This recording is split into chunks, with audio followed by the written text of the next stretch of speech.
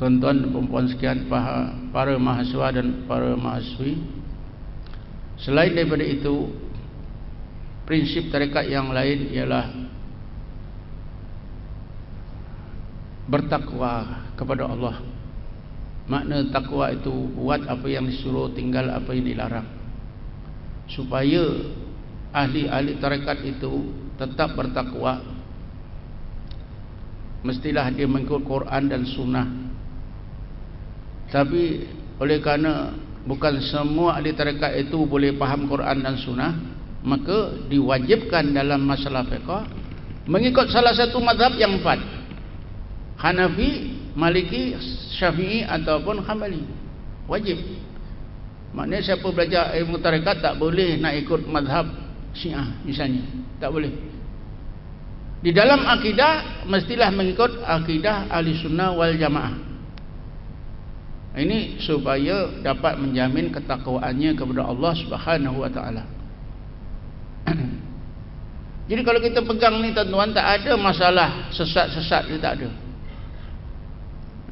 Karena ada prinsip. Tapi bila kita lupa ni tuan-tuan, itulah.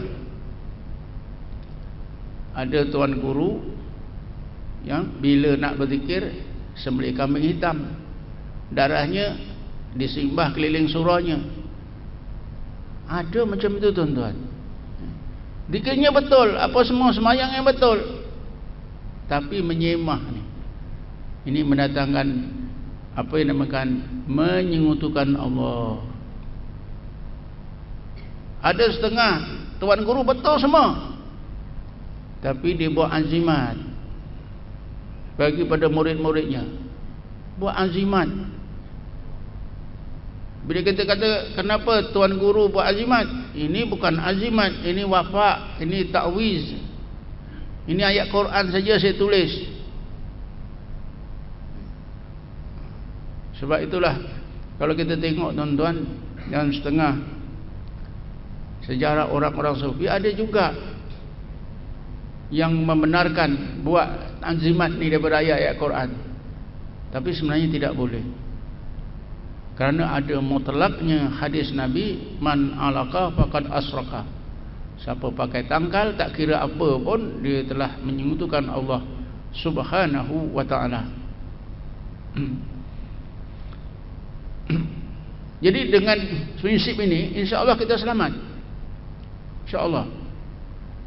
Sebab itulah di Negeri Sembilan tuan-tuan, Jabatan Mufti dengan usahanya telah berjaya membuat satu menggobal satu enakmen tarekat dan tasawuf di Negeri Sembilan, dan telah diluluskan di Dewan Undangan Negeri Sembilan pada akhir tahun 2005. Dan bawah enakmen ini ditubuhkan satu jawatan kuasa yang disebut dengan Al-Jilsa At-Turuq As-Sufiyah, dianggotai oleh 6 atau 7 orang, diketuai oleh Datuk Mufti, untuk memantau perjalanan tarekat di Negeri Sembilan saja. Kalau sekiranya satu-satu tarekat itu yang diamalkan di sana didapati ada apa-apa unsur yang menyeleweng, yang salah dari segi akidah atau hukum atau syariat, maka dipanggil dan nasihat. Ini sudah berjalan 5 tahun yang lepas, tahun 2005, 5 atau 6 tahun. Kemudian prinsipnya yang lain ialah mencari ilmu. Orang bertarekat ni wajib cari ilmu, wajib. Tapi masalah besar, murid-murid guru saya, murid-murid guru saya itu ada yang berpandangan sebaliknya. Tak mau cari ilmu. Bila diajak, tuan guru suruh zikir saja, tak suruh cari ilmu. Ustaz ini dah salah, kenapa ustaz ngajak masjid? Tuan guru suruh kita zikir saja, tak suruh kita mencari ilmu. Ustaz pula sebarkan ilmu di masjid ini. Ini menyalahi ajaran tuan guru.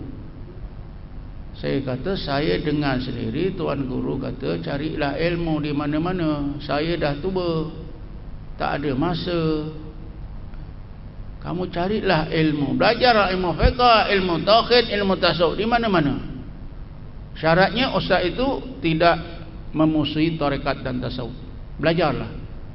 Tapi ada yang dengar sebaliknya, tuan-tuan, tak mau belajar. Kalau zikir betul pun boleh tahan juga, zikir pun tak zikir. Akhirnya zikir pun tak buat, belajar ilmu pun tidak, tapi menganggap dirinya itu tinggi, ahli hakikat. Ini yang rosak, tuan-tuan. Jadi kewajipan seorang ahli tarekat itu dipegang pada prinsipnya mesti mencari ilmu. Sekurang-kurangnya terus belajar perkara-perkara yang berkait dengan ilmu fiqh, ilmu tasawuf, ilmu tauhid. Mesti belajar terus, tak boleh berhenti. Tuan-tuan dan puan-puan sekalian, mahasiswa dan mahasiswi, selain daripada itu, prinsip tarekat yang lain ialah uzlah dan khalwat. Uzlah dan khalwat, tapi setengah tarekat dia tak gunakan ini, ya. Yang ada menggunakan prinsip ini tarekat Naqsabandi, tarekat Syadzaliyah. Syadzaliyah pun bukan semua Syadzaliyah. Pada tahun 95 ketika saya melawat Libya, saya tanya orang-orang tarekat di sana, adakah ahli-ahli tarekat di Libya ini mengamalkan khalwat, uzlah? Dia kata ada. Tapi bila kami nak khalwat, uzlah, kami pergi ke Maghribi.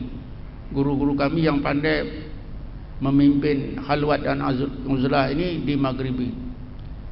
Karena ulama-ulama tasawuf yang pada masa dulu yang menyebarkan ilmu tasawuf di Libya adalah berasal daripada Maghribi. Seperti Syekh Zarruq ini daripada Maghribi, tapi dia mati di Libya, dan pusat pengajiannya sampai sekarang ada, disebut sebagai Manarah Syekh Zarruq. Manarah Syekh Zarruq. Sebab itu mereka ini kalau nak berkhalwat pergi ke Maghribi. Tapi di Libya ada juga, tapi tidak banyak dilakukan. Uzlah dan khalwat ni, tuan-tuan, berdasarkan kepada ayat Quran tadi, surah Az-Zumar ayat 8 tak salah saya. Bismillahirrahmanirrahim. Wadhkur isma rabbika wa tabattal ilaihi tabtila. Ayat ini memerintahkan kita yang pertama supaya zikir, yang kedua supaya tabtil.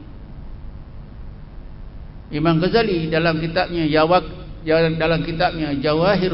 Jawahirul Quran, beliau mengatakan seseorang itu akan dapat mencapai ma'rifatullah apabila melakukan dua perkara. Pertama, dawamu zikri. Yang kedua, wal a'rad amma siwallah, berpaling daripada apa saja yang lain daripada Allah untuk menuju kepada Allah. Berdasarkan kepada ayat tadi, ayat 8 surah Az-Zumar, wadhkur isma rabbika wa tabattal ilaihi tabtila. Tabtil itu ya uzlah dan khalwat. Uzlah dan khalwat itu akan dapat membentuk apa yang dinamakan tabtil kepada Allah dengan sebenar-benar tabtil. Di dalam tarekat Naqsabandi, uzlah ni masanya ada yang banyak-banyaknya 40 hari, 30 hari, diikuti 20 hari dan 10 hari. 10 hari diambil dalil daripada i'tikaf Nabi di masjid Nabi di Madinah pada 10 yang akhir Ramadan. Dan 20 hari diambil daripada i'tikaf Nabi di masjidnya itu pada tahun kematiannya selama 20 hari. 30 hari perintah Allah kepada Nabi Musa yang asal, dan 40 hari perintah ditambahkan lagi oleh Allah kepada Nabi Musa 10 hari 10 malam. Bismillahirrahmanirrahim. Wa wa'adna Musa salasina lailatan wa atmamnaha bi asrin fatama miqatu rabbih arba'ina lailah. Kami janjikan kepada Nabi Musa alaihissalam bahawa kami akan kurniakan kepada Musa alaihissalam kitab Taurat. Tetapi sebelum itu hendaklah Musa alaihissalam menjalani uzlah dan halwat di Bukit Tursina selama 30 hari 30 malam. Wa atmamnaha bi asrin, kemudian kami tambahkan lagi dengan 10 hari 10 malam. Fatamma miqatu rabbi arba'ina lailah, maka genaplah masa yang ditetapkan oleh Tuhannya Allah sebanyak 40 hari 40 malam. Tapi jarang orang buat 40 hari 40 malam. Masalah kerja, masalah cuti. Yang biasa di Malaysia, di Indonesia orang buat 10 hari 10 malam, ya.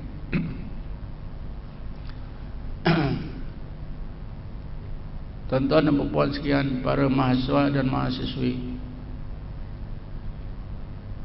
iktikaf Nabi 10 hari di akhir Ramadan di masjidnya.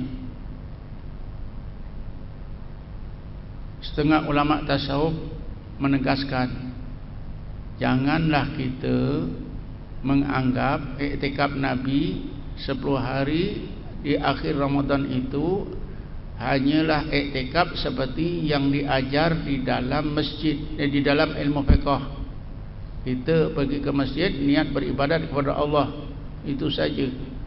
Tapi hendaklah dipahami lebih daripada iktikaf yang diajar dalam ilmu fiqh. Kerana apa tuan-tuan? Nabi iktikaf 10 hari di akhir bulan Ramadan itu bukan Nabi duduk-duduk, penat tidur, baring-baring, kalau lapar balik makan. Bukan macam tu tuan-tuan. Tuan-tuan boleh baca dalam hadis Muslim, terjemahannya pun ada. Nabi beriktikaf 10 hari 10 malam itu, Nabi masuk dalam khibaknya. Khibak itu satu kemah kecil yang dibuat daripada kulit binatang, kambing atau unta, yang cukup-cukup Nabi duduk. Bukan cukup-cukup Nabi tidur. Nabi tidur, Nabi duduk ada lain. Cukup-cukup Nabi duduk seorang. Maknanya kemah itu macam 3 kaki persegi lah. Tak tahulah kalau tubuh Nabi itu besar. Tapi kalau tubuh Nabi itu besar sikit daripada kita lah. Kalau kita ni 80 kilo, mungkin Nabi 100 kilo katalah. Agak saya 3 kaki persegi lah. Nabi duduk seorang je. Dan ketika iktikaf tu, kalau Nabi tertidur pun duduk lah. Nabi keluar bila ada kewajipan sembahyang, ya, qada hajat dan sebagainya. Nabi tak tinggalkan. Kalau Nabi nak makan, keluarlah. Tonton baca sana, ya. Ada perkara yang mustahak. Aisyah ada perkara mustahak, nak jumpa Nabi. Nabi pun tak keluar, duduk dah. Aisyah yang datang bertanya kepada Nabi. Itu pun dinasihat oleh Nabi, jangan ganggu. Jadi itu yang ada di dalam hadis Nabi tentang uzlah, apa iktikaf Nabi. Jadi itulah yang ditiru oleh orang-orang sufi. Jadi sepanjang masa Nabi beruzlah itu, apa beriktikaf tadi di masjidnya, Nabi berzikir, Nabi beribadat kepada Allah Subhanahu Wa Taala dalam keadaan duduk. Cuma orang berhalwat sekarang ni tidur. Nak selesa bawa bantal, nak selesa lagi bawa tilam pun ada. Kalau dulu-dulu tak boleh, bantal tak boleh, tilam tak boleh, lantai saja. Tidur dengan bantal tangan pun tak boleh. Dulu-dulu. Sekarang ni dah orang dah manja-manja, yang bawa tilam pun ada. Jadi ini ada asas-asasnya. Apa tadi? Surah ayat 8 surah Al-Muzammil. wadhkur isma rabbika wa tabattal ilahi tabtila.